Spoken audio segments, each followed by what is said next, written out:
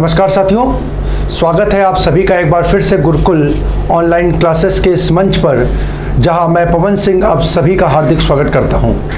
साथियों, आगामी पुलिस परीक्षा को ध्यान में रखते हुए हम संस्थान की ओर से एक नए प्रयास के द्वारा आप सभी के सामने उपस्थित हो रहे हैं और इस प्रयास के तहत हम आज के अपने अंक में आप सभी के साथ कुछ नए प्रश्नों के साथ एक बार पुनः हाजिर हुए हैं। तो आइए साथियों, अपनी आज की चर्चा को प्रारंभ करते हैं और देखते हैं हमारी आज की चर्चा का पहला प्रश्न।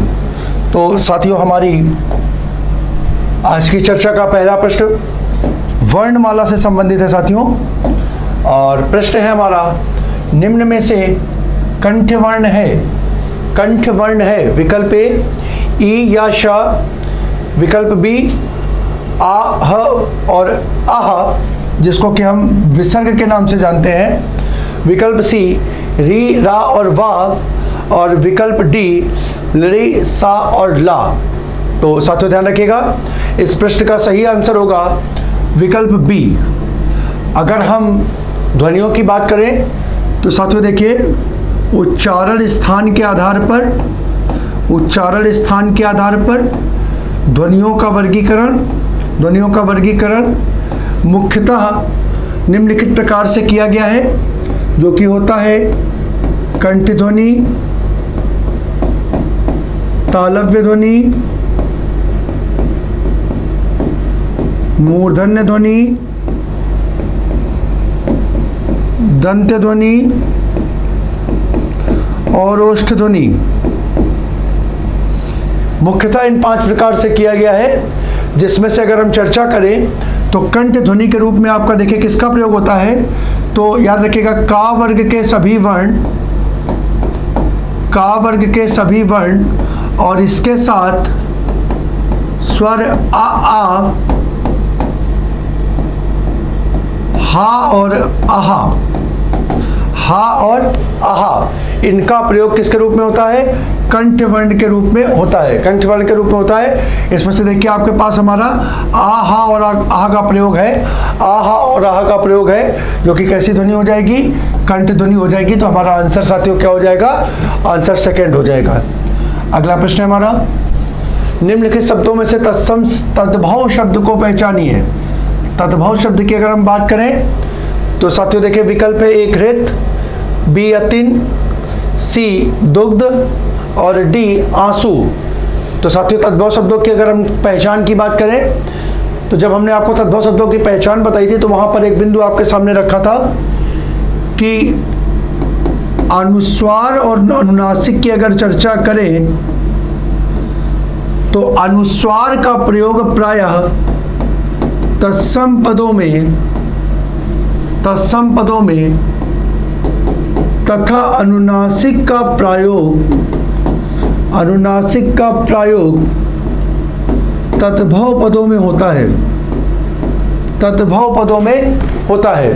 अब अगर यहाँ पर देखें तो साथियों, विकल्प डी जो है उसमें किसका, ये देखिए अनुनासिक का प्रयोग हो रहा है। आप लोग जानते होंगे साथियों, अनुस्वार के रूप में बिंदी का प्रयोग होता है और अनुनासिक के रूप में चंद बिंदु का प्रयोग होता है।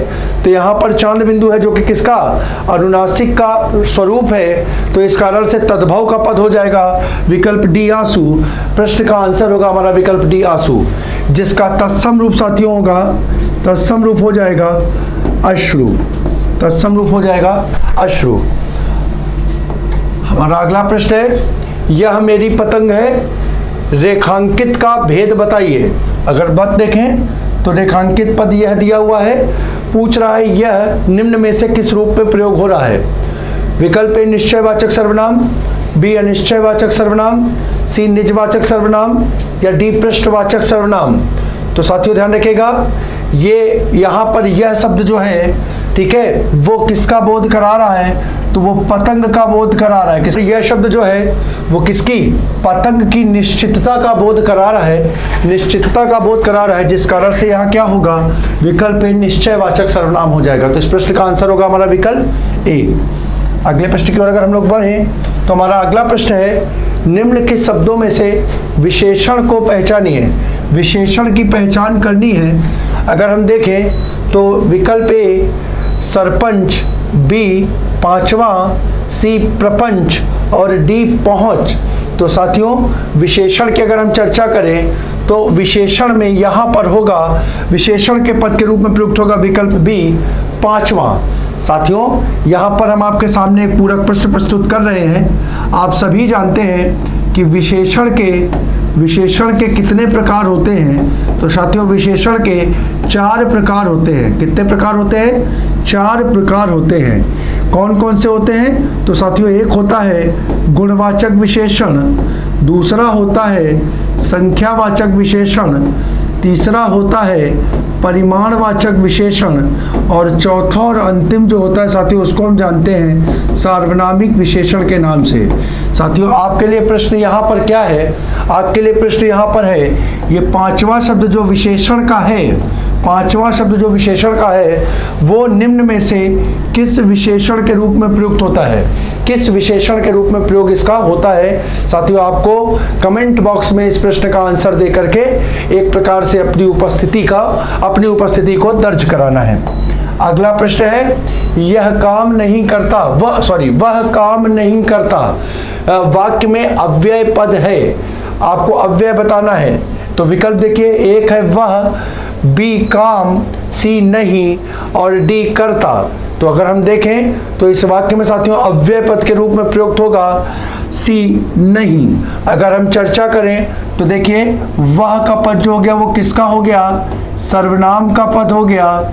और एक तरीके से अगर बात करें तो ये पद हो गया कर्ता कारक का, कार्य को करने वाला। ठीक है।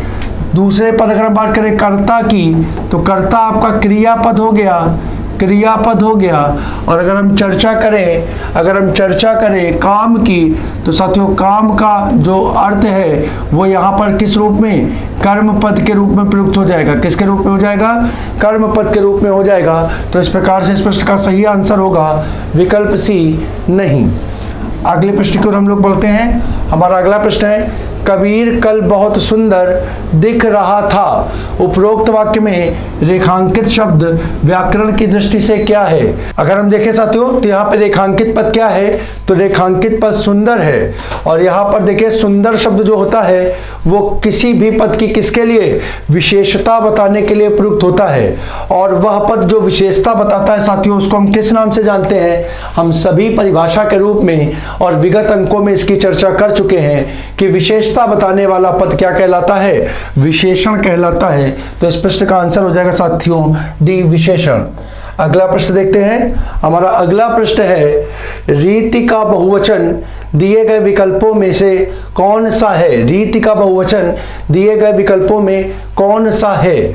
विकल्प ए रीतियां, बी रीति, सी रीतियां और विकल्प डी रीतियां।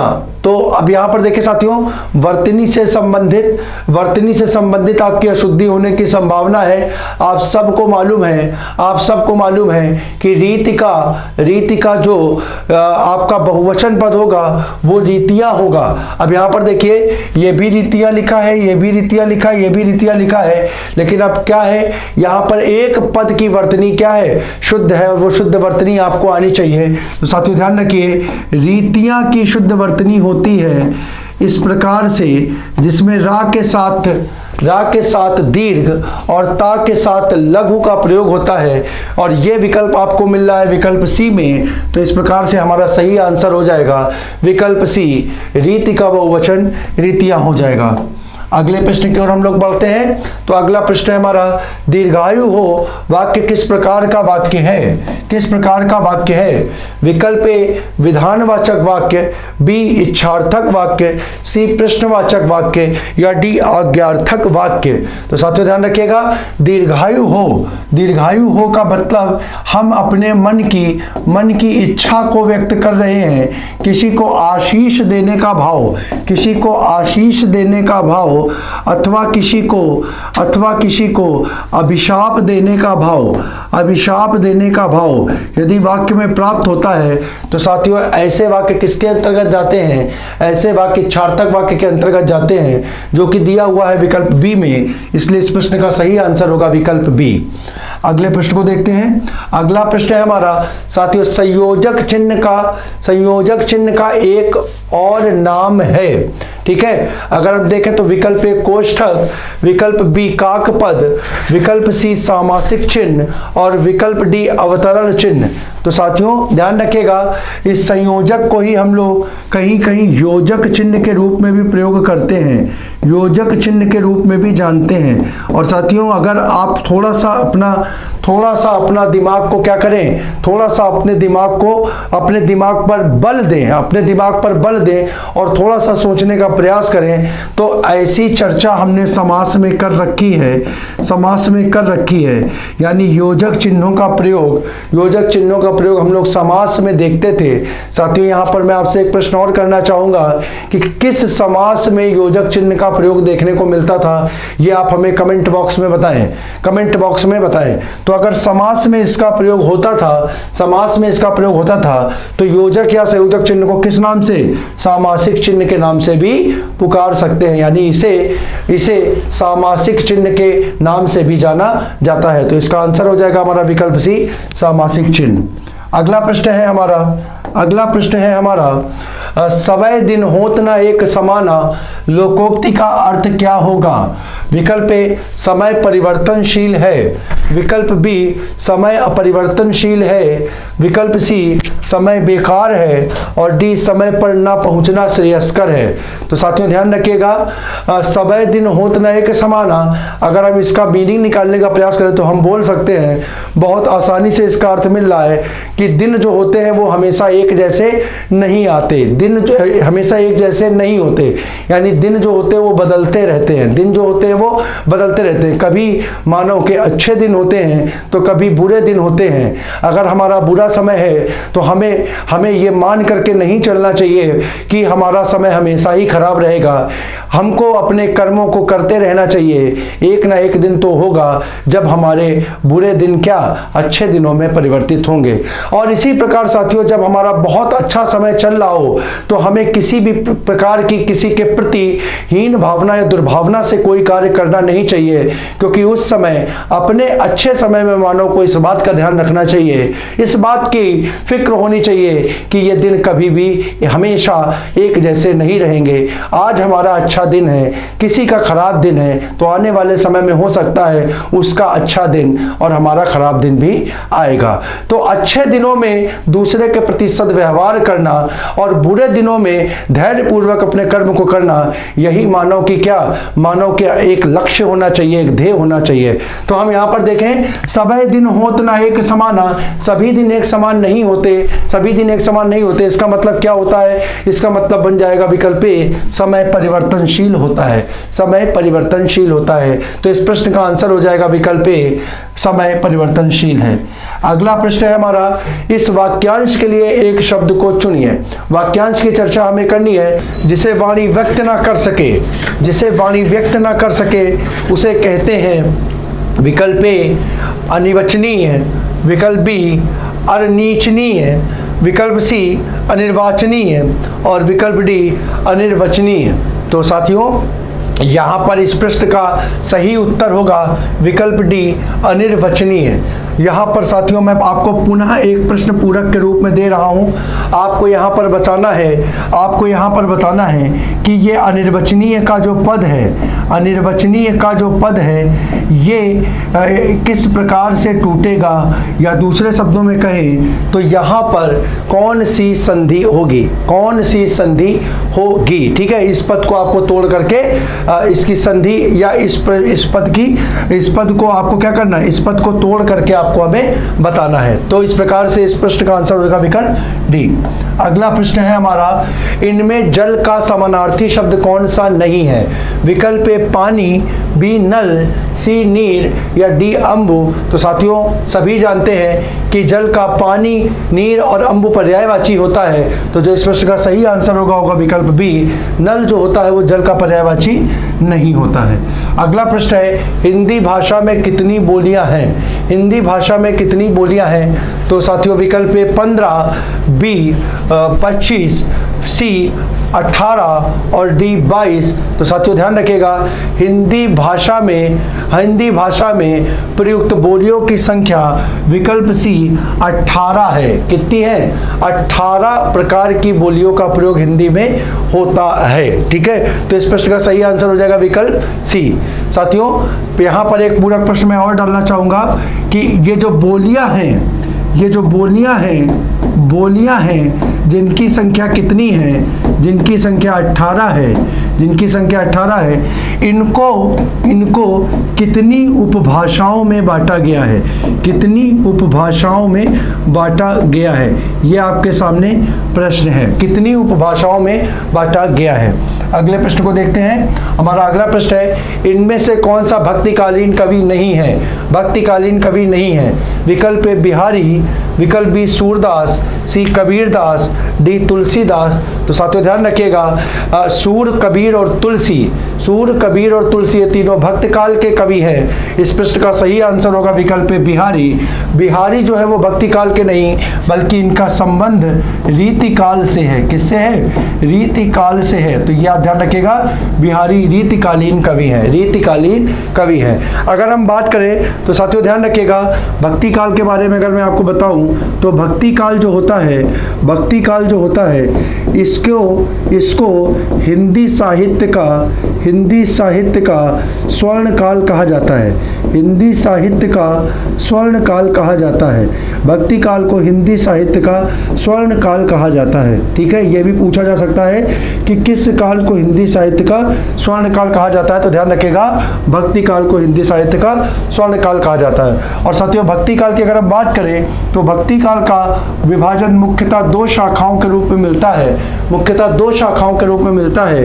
एक है निर्गुण और दूसरी कहलाती है सगुण। साथियों अगर हम बात करें तो यार ध्यान रखिएगा, कबीरदास जो है उनका संबंध साथियों निर्गुण काव्य शाखा से था। भक्ति काल के अंतर्गत इनका संबंध निर्गुण काव्य शाखा से था, जबकि सूर और तुलसी जो है वो सगुण शाखा के कवि थे। तो ये भी ध्यान रखिएगा साथियों, आपसे पूछ सकता है, जैसे भक्तिकालीन कवि पूछा है तो हो सकता है आपसे पूछ सकता है कि निम्न में से कौन भक्तिकालीन की निर्गुण शाखा से संबद्ध था। भक्ति काल की निर्गुण शाखा से संबद्ध था। ठीक है, अगले प्रश्न की ओर हम लोग बढ़ते हैं। अगला प्रश्न हमारा, निम्न में से सही जोड़ी चुननी है। विकल्प ए जयशंकर प्रसाद यामा, महादेवी वर्मा ययाति, नासिरा शर्मा त्रियाहट और विकल्प डी सुमित्रा नंदन पंत और चिदम्बरा। तो साथियों बहुत महत्वपूर्ण प्रश्न है, परीक्षा में कई बार आपके सामने भी ये प्रश्न आया है। तो याद रखिएगा साथियों, इस प्रश्न का सही जो होगा वो होगा विकल्प डी सुमित्रा नंदन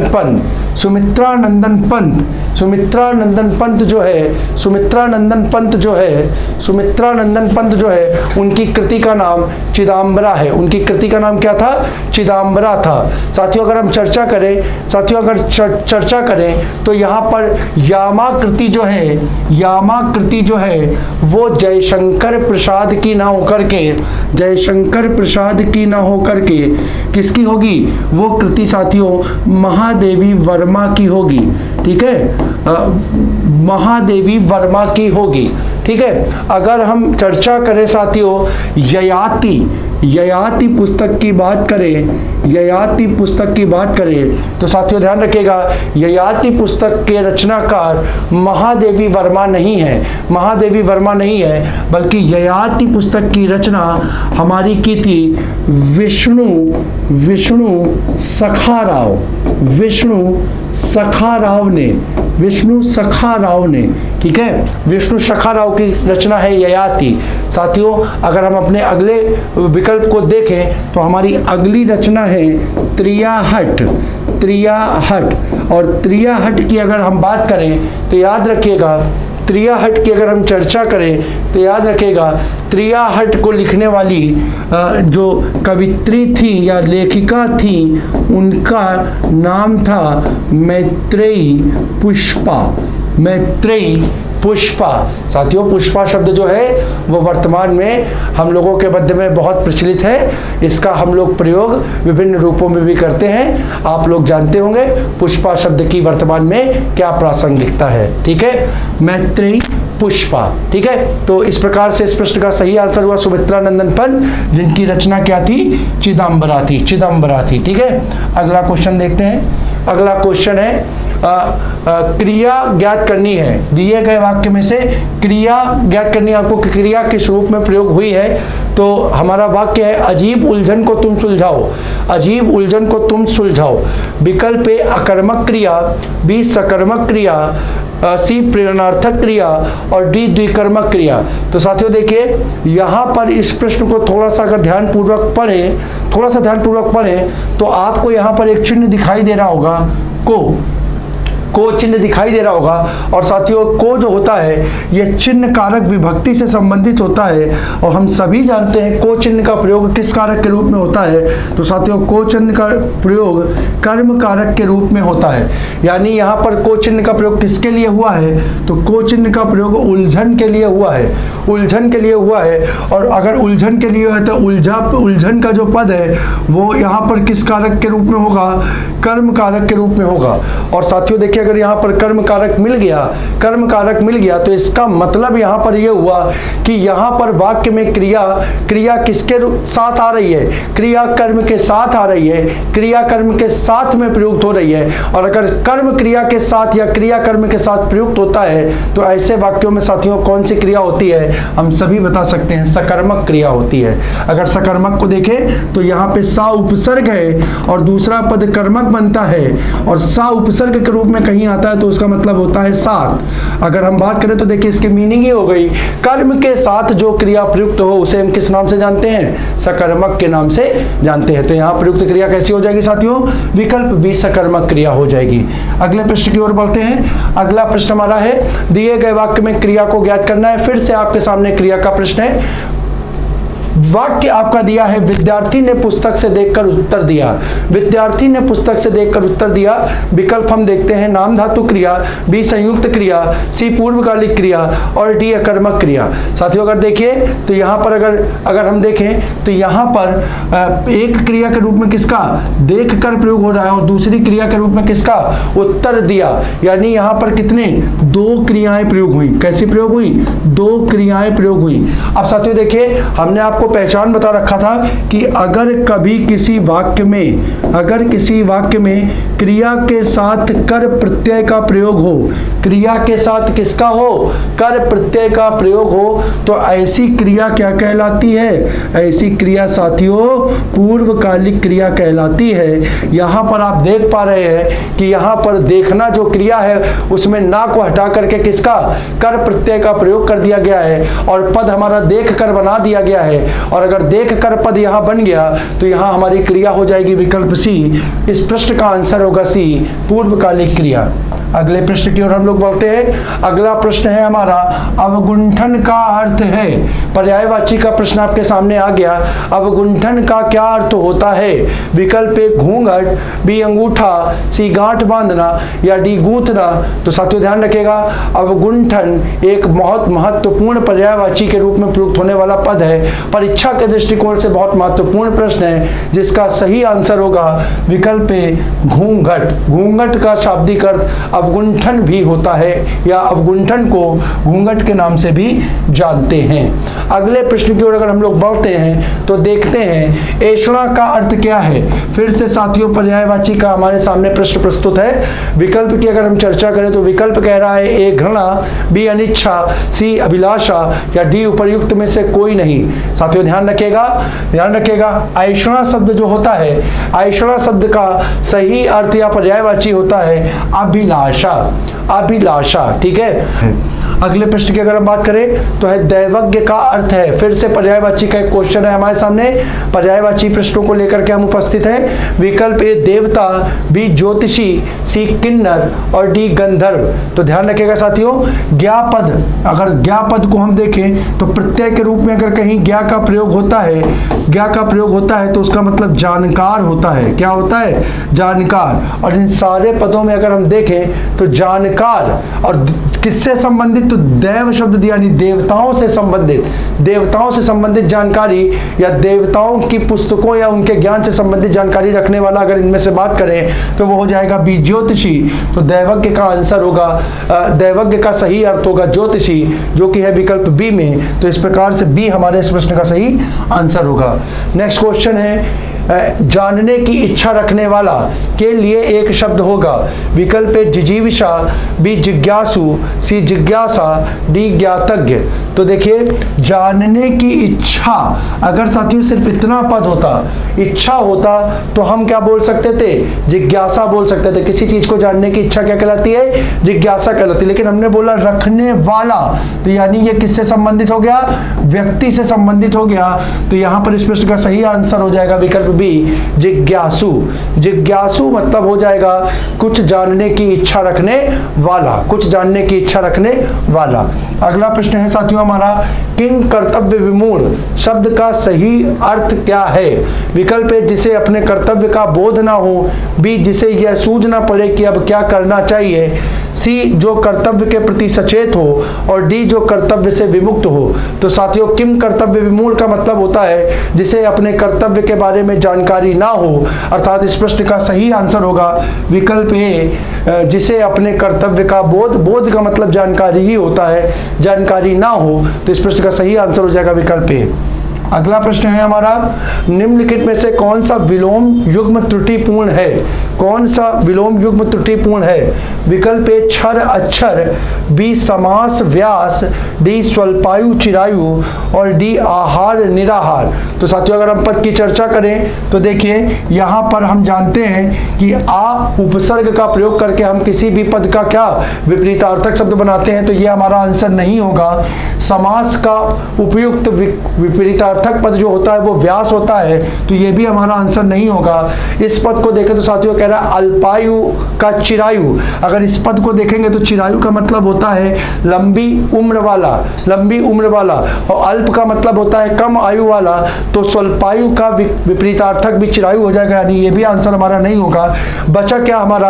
आहार। अब साथियों देखिए आहार का मतलब होता है खाना, आहार का मतलब होता है खाना, और विहार की बात करें तो विहार का मतलब होता है घूमना, विहार का मतलब होता है घूमना। तो बताइए क्या खाना और घूमना एक दूसरे के विपरीत शब्द हैं? नहीं भाई, बिल्कुल नहीं है। खाना का विपरीत शब्द होगा बिना खाए, बिना खाए या जो बिना खाए रहे उसे हम बोलेंगे निराहार। क्या बोलेंगे?